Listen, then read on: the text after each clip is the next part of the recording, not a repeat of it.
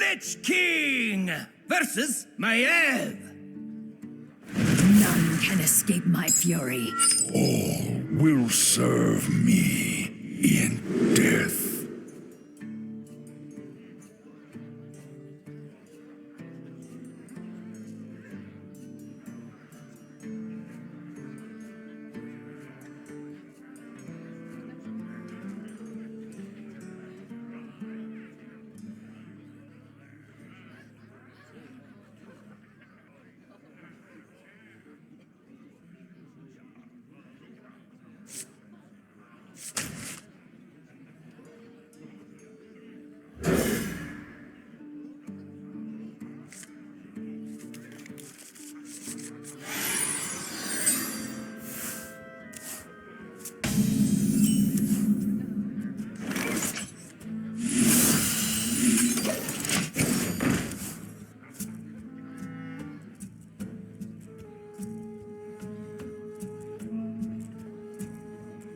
Wrangling whelps is harder than it looks.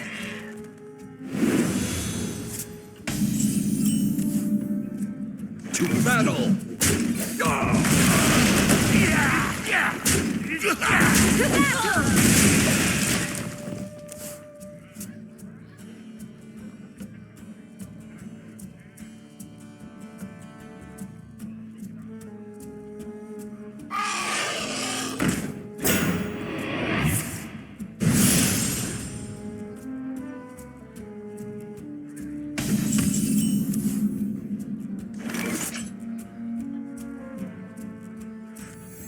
Twice as hard, to go twice as fast.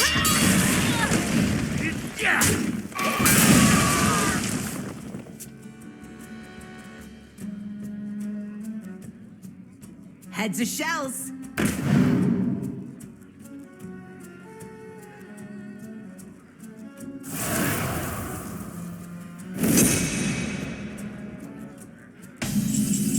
This cannot be stopped. Why not? This is not business as usual. Just this weekend, we've seen protests up and down the country, some of them absolutely enormous. And to me, it's beautiful. It's beautiful because it's the English people finally recognizing themselves, seeing themselves for who they are, looking left and right, shoulder to shoulder, and seeing that they're not alone. And I think that's... This is what I said before about the power of consensus. He's saying it himself, and he's just explaining it in a different way. You right? Really, really powerful. Anyway, you came here to take a look at some protests. So we'll start with one in Manchester, where Paul Golding put on a march for remigration. Yep, we saw this before. They're mad as fuck. They're saying, I know you guys don't speak British, they're saying get them out. They're saying get them the fuck out.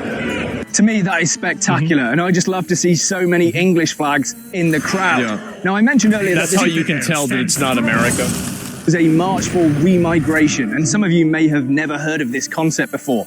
Maybe you've been living under a rock. But the idea is pretty self-explanatory. You want more people to leave the country than are entering it. We didn't consent to mass immigration, and now we want to see that reversed. We're not happy for mass immigration to just stop, which it still hasn't. Send them back. We want it to be reversed. Okay, that's the broad concept. I also mentioned that this was set up by Paul Golding on behalf of Britain First. And in the past, I've said that I don't really see Britain First as a political party, even though technically they are. And I think I stand by that statement. I said in a previous video that I see them more as I would say it's definitely a political... I think that, again, pretty much all discussions of how the government should treat people is political in nature. This is the same as like people saying like, oh, this isn't politics, it's just being a good person, with like, for example, allowing trans people to use a certain bathroom. It is politics for sure. It absolutely is. But I see what he's saying too, is that like this is generally an issue that most people are aligned with.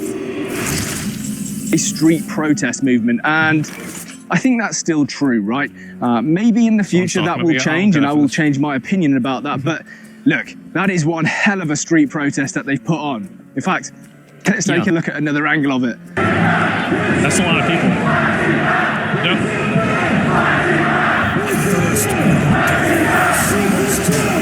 But it wasn't just Manchester. Yesterday in Islington, outside the Barbican Thistle Hotel, there was a protest. Why? Well, because 41 of the migrants staying in that hotel have been charged with 90 criminal offences. And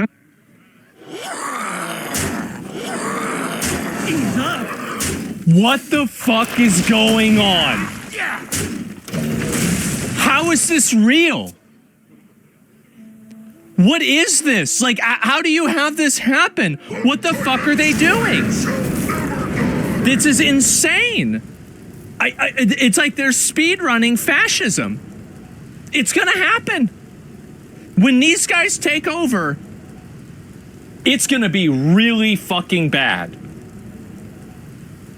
This is going to be so bad, bro. It's easy to explain. That's a tiny protest, to be honest. The average fully riot is bigger. Oh, I know that. But it's not about the size of it. It's about where the size of it is going. Is it getting bigger or smaller? That's the conversation. unsurprisingly, the locals aren't too happy about it. Yeah.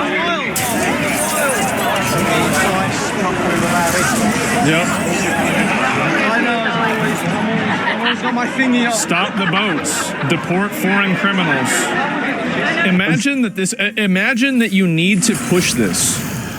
Deport foreign criminals. I think this is what I think is going to happen. I think they're not going to. I think that this extremism will not lead to a person being elected that says send the boats back. It's going to lead to a person being elected that says sink the boats. I think that's where we're going. I think that's obvious. Yes, the frustration keeps building. Yes. And the thing is that I'm worried about this because anything that's oppositional and violent like that eventually becomes toxic and problematic. It will be.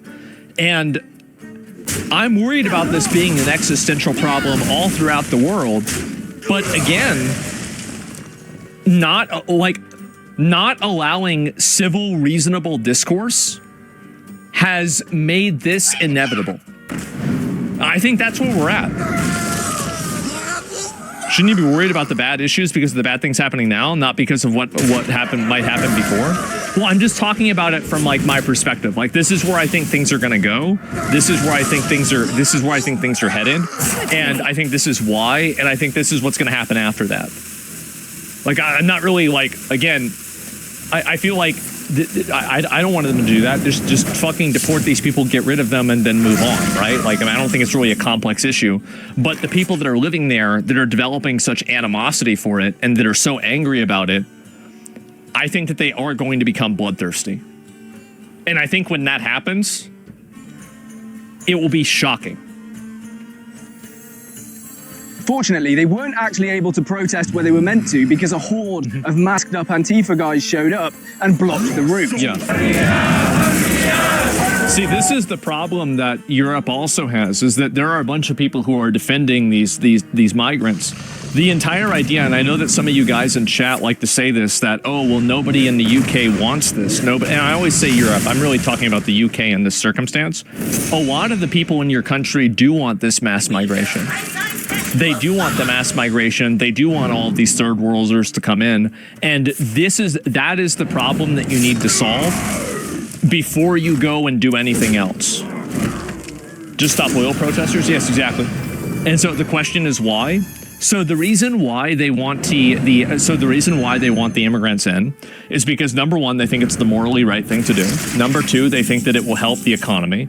Number three, they think that the countries are destabilized because of British policies and British interventionism, and so they deserve it. And number four, I think that there's a degree of collective guilt that Europe has for World War II and for previous racial differences and different types of racial segregation, and it's been passed down through generations, and it's been impressed upon these people to the extent that they will act on it.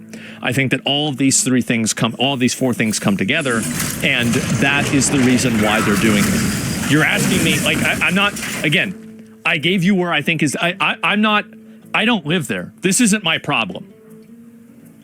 I'm telling you, this is my analysis of it.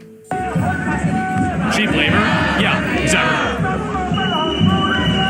Weirdly, they seem to be shouting some non-English phrase that I just can't understand. Anyway, they were later seen waving and cheering at the migrants in the hotel who were filming them back using their iPhones. Yeah, iPhones that we paid for.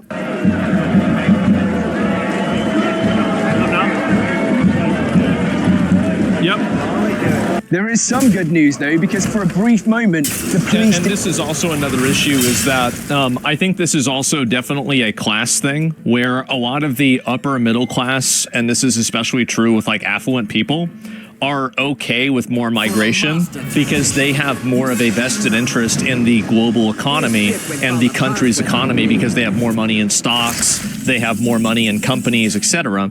But the average working class person doesn't have that same type of vested interest. They do have pressures from housing, they have pressures from different things like this, and because of that, they look at those migrants that are living in that hotel and they say, well, if they're living in a hotel, why can't I live in an apartment for free too? Why do I have to pay for my apartment? I'm a citizen, but this person lives in the hotel and it's paid for by the government. And so really, this is a working class problem. And I think that's kind of what's happening right now. The Magna Carta needs to be rewritten. It's too old. I don't know about that. I'm just saying, like, this is just, it's not that complex, is it? I'd say it. Don't think deeply about it. They want more victims. They want illegals to join them against decent people. I don't know. Who lives in a hotel? How do they cook food? I have no idea. Why do you think people, at least in the U.S., other than boomers, won't try contacting their state and federal reps? Sure, they suck, but enough angry constituents can bring change. I think that they do. Yeah, I think they do all the time. It just isn't enough. It's some policing. I'm pretty sure they even made some arrests whilst they were there.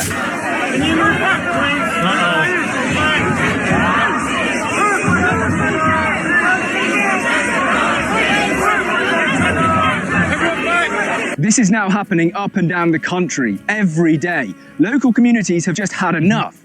But I guarantee that the government has no idea why this is happening. They're just scratching their heads, wondering how is this not capitalism's fault? Because there's countries that are capitalists that don't have this problem.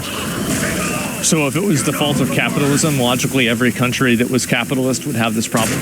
Any social system, like we have a lot of socialist systems here in the United States, like Social Security, for example. I really don't like this dichotomy that people create between capitalism and socialism. Because in America, we have like a 70-30, 80-20 system, where it's like 80 to 70% capitalism and 20 to 30% socialism, where we have a lot of government assistance programs. And I think that we need to, I think the best way to do it is probably 60-40. Now, I think that once automation takes over enough jobs, I think it should be 60